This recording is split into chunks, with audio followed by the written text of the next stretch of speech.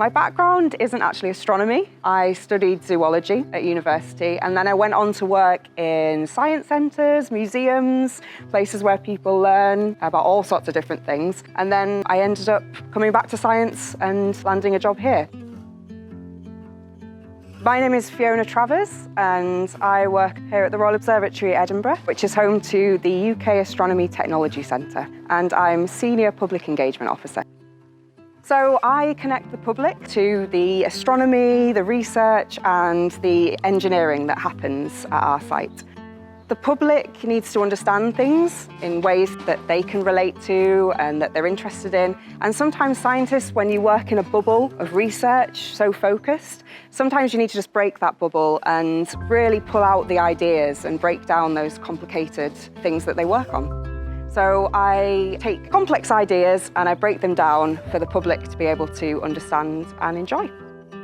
What I enjoy most about my job is being able to provide experiences for people that might not have the opportunity to usually. So we do a lot of community outreach, and I think this is really important because if you're able to create an environment or an experience where the parents and the children can learn together, or the parents see something that their child has realised for the first time, these are the things that make real memories. I think that my work in public engagement is important because we're involving people in science and technology, conversations about it, and we're surrounded by science and technology in our lives day to day all the time now. So it's about making it relevant to them, but also with research and all the exciting things that are happening, it leads to developments in further technologies that benefit the world as a whole.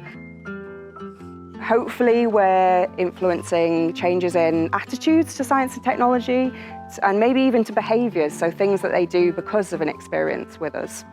So they might go on to study or talk to their friend about things, or they might even choose a career in science and technology later on if it's a young person.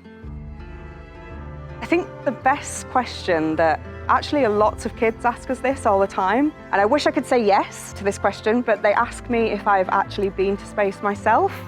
So I think sometimes explaining the difference between an astronomer and an astronaut is an important thing. But I tell them, that in the future they might have a chance to go into space, maybe even when we go back to the moon or even Mars. So that's an exciting thing to tell them, even though I haven't been myself.